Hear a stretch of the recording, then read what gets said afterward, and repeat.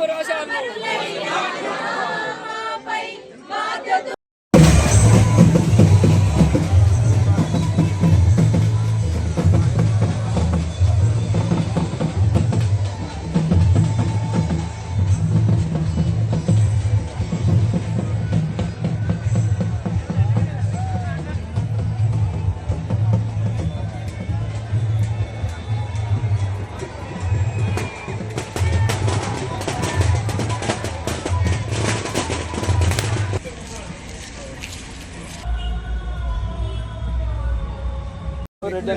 రాజ్యాంగాన్ని ఉల్లంఘించి, చట్టాన్ని ఉల్లంఘించి, కోర్టులను ఉల్లంఘించి, వాళ్ళ ఇష్టానుసారంగా ప్రజలతో సంబంధం లేకుండా, ప్రజల సమస్యలతో సంబంధం లేకుండా ఎక్కడ పడితే అక్కడ కాల్చి చంపేసి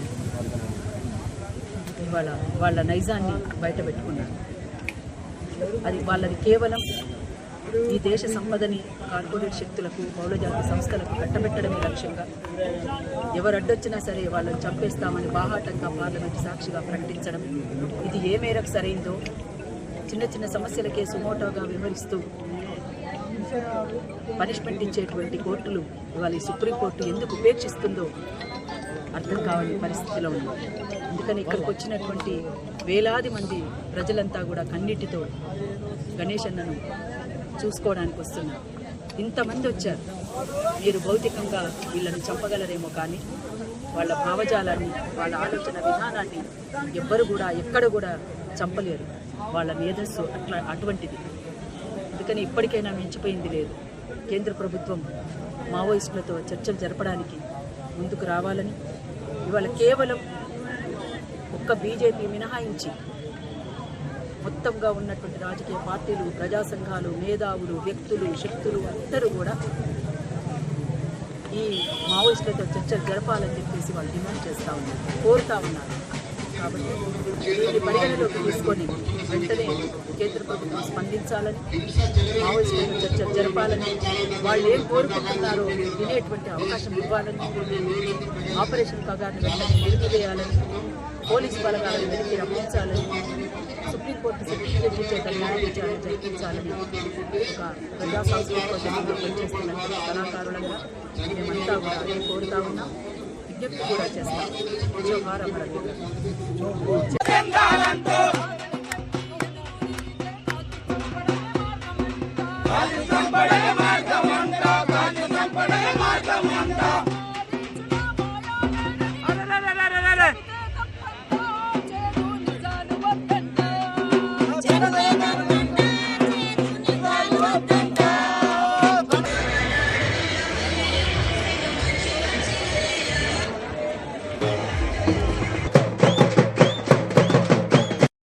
ప్రస్థానం అనేది ఇప్పటికి సుమారుగా ఒక 45 సంవత్సరాలుగా ఈ వెలిశాలగడ్డ మీద విప్లవ రాజకీయాలకు, ఈ వెలిశాలగడ్డ అనేది, వెలిశాల మట్టి అనేది ఒక విప్లవ కేంద్రంగా మారింది.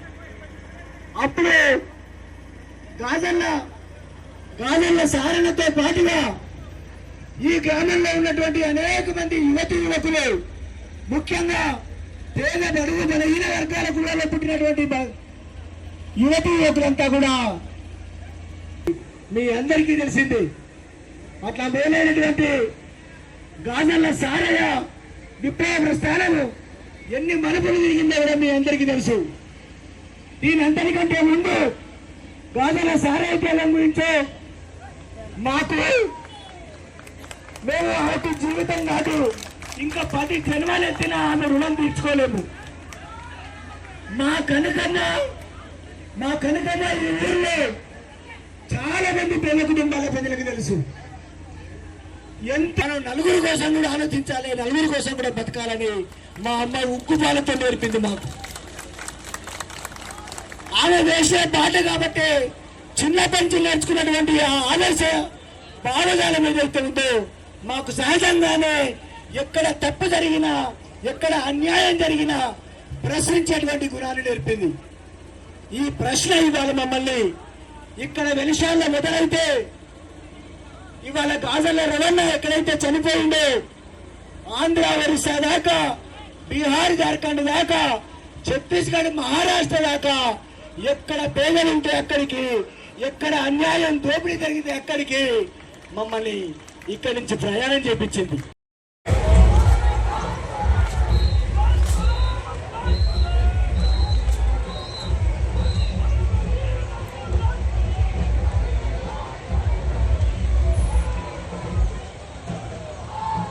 తొందరగా